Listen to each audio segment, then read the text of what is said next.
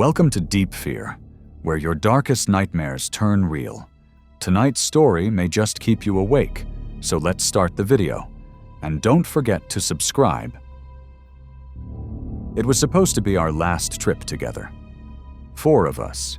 Me, Eli, my best friend Marcus, his girlfriend Jenna, and her younger brother Tyler decided to spend the weekend camping in the old Black Hollow forest. It was the last weekend before college graduation, and we wanted to do something that didn't involve parties or bars. Something quiet, personal. Black Hollow wasn't a popular camping site. In fact, most people avoided it. Some blamed the thick fog that rolled in unpredictably. Others whispered about strange sounds and missing hikers. But we all brushed it off. Ghost stories, urban legends. We were looking for isolation, and Black Hollow offered plenty of that. We packed light, tents, sleeping bags, flashlights, enough food for 2 nights, and just enough beer to keep it fun. Tyler brought a drone. Jenna packed her tarot cards. She was into that witchy stuff. I brought my camera. We arrived around 3 p.m. on Friday. The trailhead looked normal, if not a little overgrown. As we hiked in, Marcus joked, "What if we find one of those Blair Witch stick figures?" We laughed, but I noticed Tyler looking a little uneasy. An hour in, we reached a clearing near a stagnant pond, perfect for camping. It was deathly quiet. No birds, no wind, just the sound of our boots crunching dead leaves. We pitched our tents. That was the last time I felt normal. The first sign that something was wrong came around 2 a.m. We were all asleep when I heard what sounded like Jenna's voice outside my tent. She was whispering, Eli, come out. I need help." At first, I thought I was dreaming. Then I heard it again, louder this time.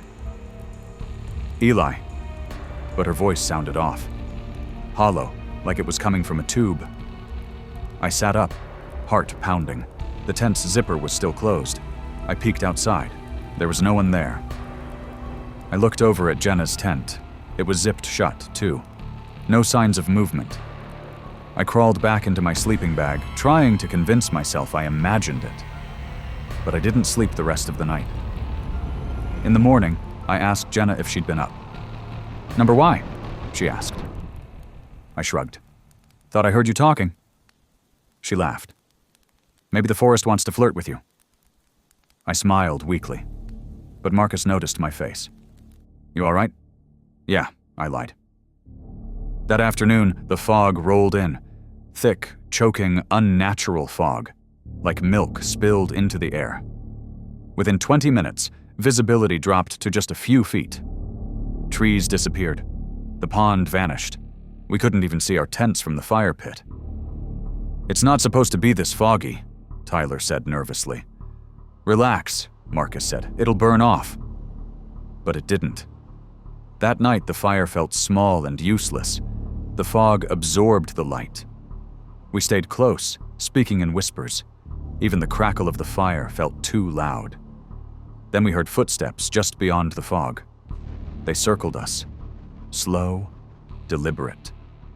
Then a voice, Marcus's voice, called out from the darkness, "Hey guys, check this out!" We all froze. Marcus was with us, staring into the fog, pale as a ghost. "What the hell?" he whispered. Then the footsteps stopped. The fog swallowed the silence. That night, no one slept. By morning, Tyler was gone. His tent was zipped up from the outside, his stuff untouched. But he was nowhere. His drone, his backpack, even his phone remained. We searched the area, called his name, walked the trail. Nothing. Just fog. Endless fog. That's when I found something disturbing. A trail of barefoot prints leading away from his tent. Each print was deep, almost clawed, as if something with long toes had been dragging its feet. They stopped abruptly near a tree and vanished. Jenna started crying. Marcus tried to keep calm, but he was shaking. "We need to go," I said. "We can't leave him," Jenna protested. "He's not here anymore. We don't know that. I turned to Marcus. Dude, you saw what I saw last night. He nodded. Yeah, but we're not walking in that fog, not without him. So we stayed. Another night. God help us. The second night was worse. We heard Tyler's voice now, calling for help, crying, "Guys, please, I'm cold." But again, it was wrong, like something pretending to be Tyler, repeating phrases, glitching. "Please, I'm cold. Please, I'm cold." Marcus lost it. He grabbed a flashlight and stormed into the fog, screaming his name. "Tyler!" I ran after him, but the fog swallowed him whole.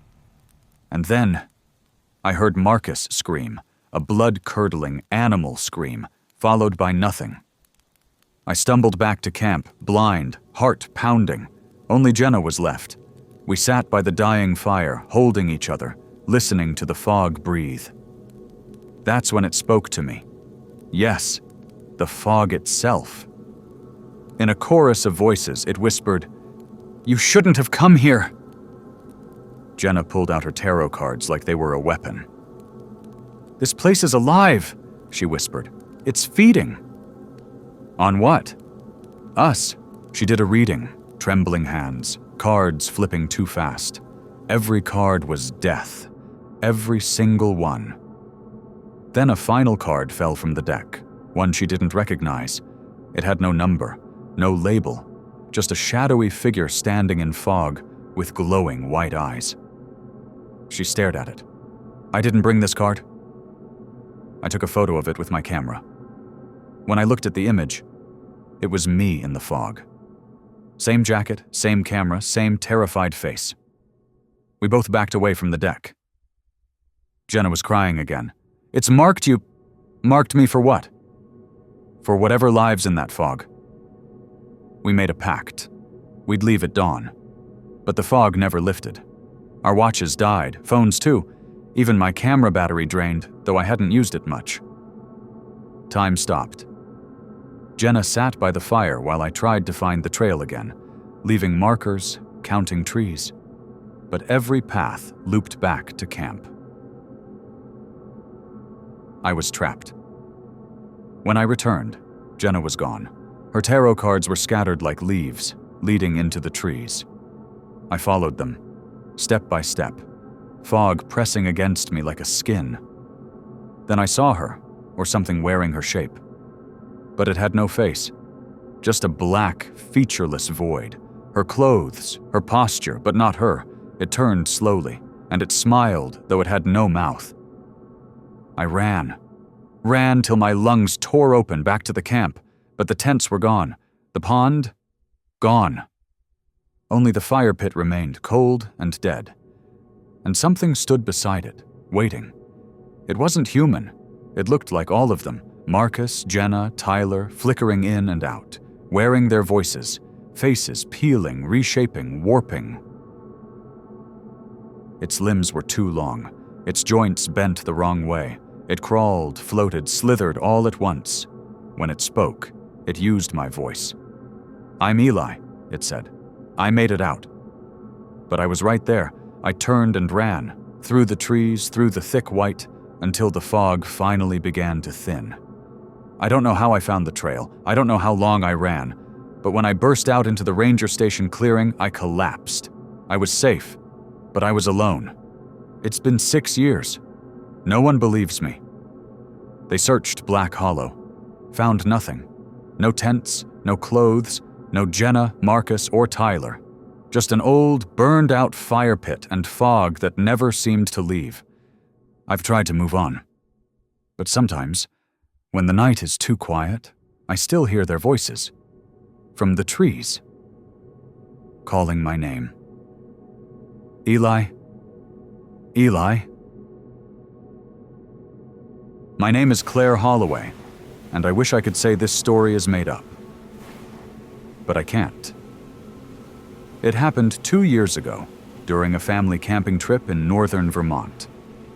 My husband, Alan, our 10-year-old daughter, Lily, and I wanted one last weekend away before school started. Somewhere remote, quiet, no Wi-Fi, no distractions. Alan found an old, semi-forgotten campground online, Marlow Creek Reserve. No official website, but it showed up on an obscure hiking forum. A few grainy pictures, a beautiful forest, a freshwater creek, and old stone fire pits built back in the 1800s by homesteaders. "This place looks amazing," Alan had said. "Historic, secluded, perfect." Famous last words. We packed our gear and set off on a Friday afternoon. The trip took longer than expected. The trail was overgrown, the signs weather-worn, but by 6 p.m. we arrived at our chosen site. It looked wrong. The forest was beautiful, yes, tall pine and spruce trees surrounding us like cathedral walls, but there was something unsettling in the air. Not danger, exactly. Just a silence that felt too deep. In the middle of the clearing stood an ancient stone fire pit, cracked and moss-covered. Around it were chunks of blackened wood and piles of old ash. It looked like no one had used it in decades, and yet somehow the inside was still warm. Alan grinned. "Creepy, huh?" Lily didn't like it. "Mom, I think someone's already here." But the campground was empty. No signs of life. Still, we should have left. God, we should have left. That night, as the sun dipped below the trees, we set up our tents and prepared dinner. Alan used our portable grill. We didn't dare touch the ancient fire pit. It looked like a tomb. Lily refused to go near it. I didn't blame her. Something about the way the stones curved inward, like it had been shaped to hold not fire, but something else. That's when the first weird thing happened. Around midnight, I woke to the smell of burning wood. I unzipped the tent and looked out. The old fire pit, the one we hadn't touched, was lit. Bright orange flames danced in its center, but no one was near it. No wind, no fuel, no sparks, just flames, crackling hungrily. I looked over at Alan's tent, zipped shut. The fire wasn't possible. We hadn't used it, and yet it burned. I called Alan. He came stumbling out, groggy, saw the fire. "Did you light that?" I shook my head. We approached it cautiously. The closer we got, the more wrong it felt. The stones were pulsing with heat. Inside, the fire crackled, but it didn't seem to be consuming anything. There was no logs, no embers, just flame. "Must be a prank," Alan muttered. But the next morning, there were no ashes, no sign it had ever been lit. The next day, Lily showed me a picture she'd drawn in her notebook. It was the fire pit, drawn in charcoal, shaded perfectly. Inside it, she'd drawn a figure. Black, tall, with no eyes, just 2 vertical slits for a mouth. "What's that?" I asked, trying to keep my voice steady. She shrugged. "The man who watches the fire." "Who told you about him?" She looked up at me like I was dumb. "He did." I told Alan. He waved it off. She's got a wild imagination. But that night, I heard chanting. Low, guttural voices in a language I couldn't place, drifting through the trees. I lay frozen in the tent, clutching Lily, who had crawled in with me. Her body was cold as ice. At some point, I passed out. When I woke up, the fire pit was burning again, only this time I saw shapes dancing around it. On Sunday morning, we found footprints around the fire pit, barefoot, too large to be Alan's, misshapen, toes too long. One foot had 6 digits. Alan finally agreed. We had to leave. We packed quickly. But Lily was gone. I screamed her name, tore through the trees, calling for her. No answer, until I saw smoke rising from inside the fire pit. I ran to it, and I swear to you I saw Lily's reflection in the flame. She was standing inside it, unharmed, but staring at me with blank eyes. Then I heard it. The voice. Deep, old, not from this world. "One must burn to keep the fire alive." Alan poured water on the pit, screaming. The flame hissed, smoked, but did not die. I dove into the fire. There was no heat. no pain. Just darkness and whispering. I felt hands dragging me down, under the stone, into something deeper than earth. But just as I lost breath, something pushed me out. I awoke beside the pit. The fire was gone. So was Lily, but Alan stood frozen, staring into the stone, whispering her name. That was 2 years ago. We never found her. The police investigated, of course, said she probably wandered off, that she fell into the creek. But I know what happened. The fire pit took her. Every few months, I go back to Marlow Creek Reserve. The path is harder to find now. The woods don't want me there, but I always find the fire pit, and it always burns, no matter the weather. And in the flames, I see her, standing still, waiting. She never screams, she never blinks, but each time she looks older, less human, more like the thing in the drawing. I think the fire is keeping her alive, and one day I'll make the trade, because I hear the voice now too. One must burn. My name is Darren Lowe, and I was an experienced solo hiker. I'd trekked everything from the Rockies to the Swiss Alps, but my final trail was one I'll never forget. Deadwood Reserve, Montana. It was untouched wilderness, no marked campsites, no ranger stations, just raw forest.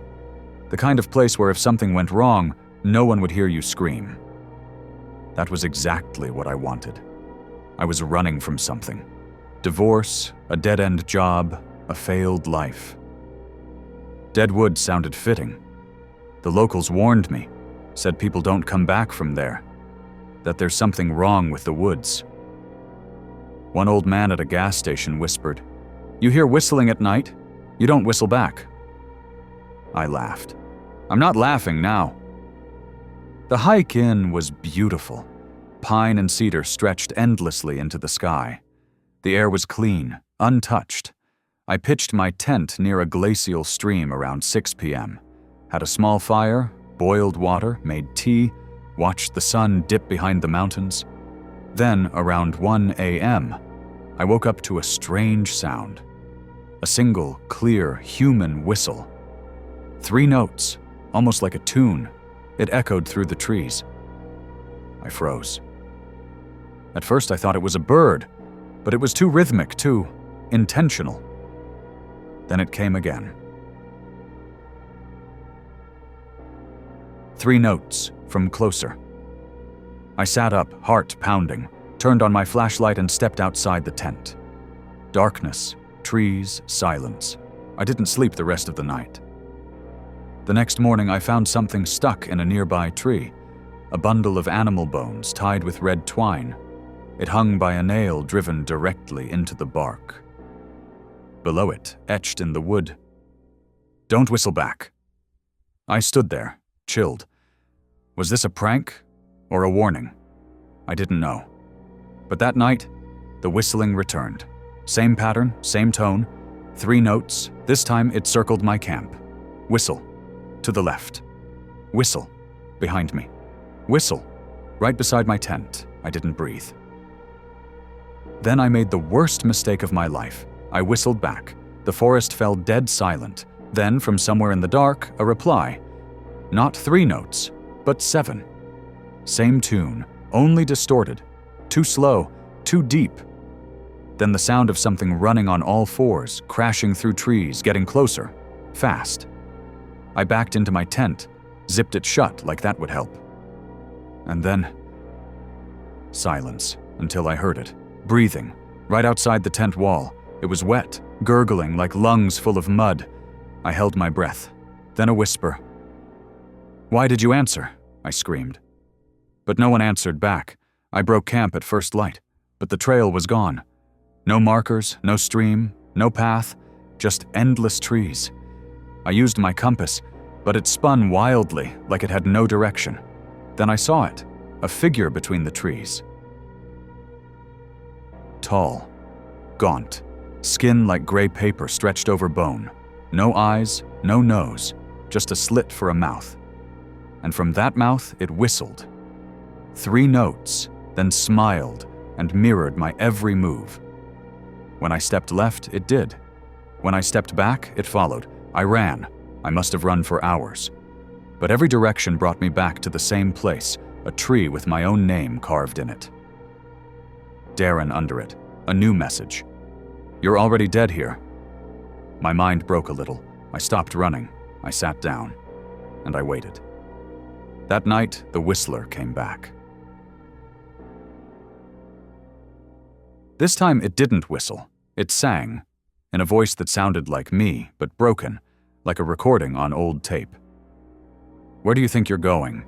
It laughed. Whistled me in. Now you're part of the song. On the 4th day, I saw them. Not just the whistler, but others. Dozens of them. All pale. All whistling. All mimicking human voices.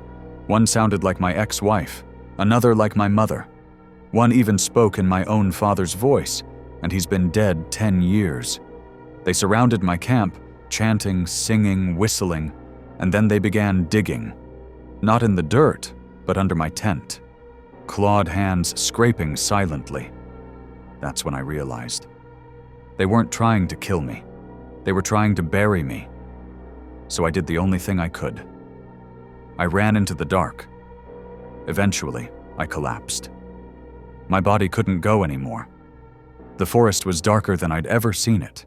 No stars, no moon, just cold. Then I saw a mirror. Not glass, but a wall of black water standing straight up. And in it, I saw myself, but smiling. Behind me stood the whistler. It leaned close and entered me. Not physically, spiritually. I felt it worm into my thoughts, my memories. And then, I understood the song. It wasn't just a call, it was a binding. Anyone who answers it becomes part of it, forever. I woke up 3 days later near a ranger's cabin. They say I was found curled in a hollow log, dehydrated, mumbling a tune. I was taken to a hospital. I didn't speak for weeks. Eventually, I recovered. Physically. But I can never sleep in silence again. Because when I do, I hear it. 3 notes. Calling from the woods, calling from inside me. And sometimes, when I'm not paying attention, I whistle back. If you enjoyed this nightmare, like and subscribe. We'll see you in the next one.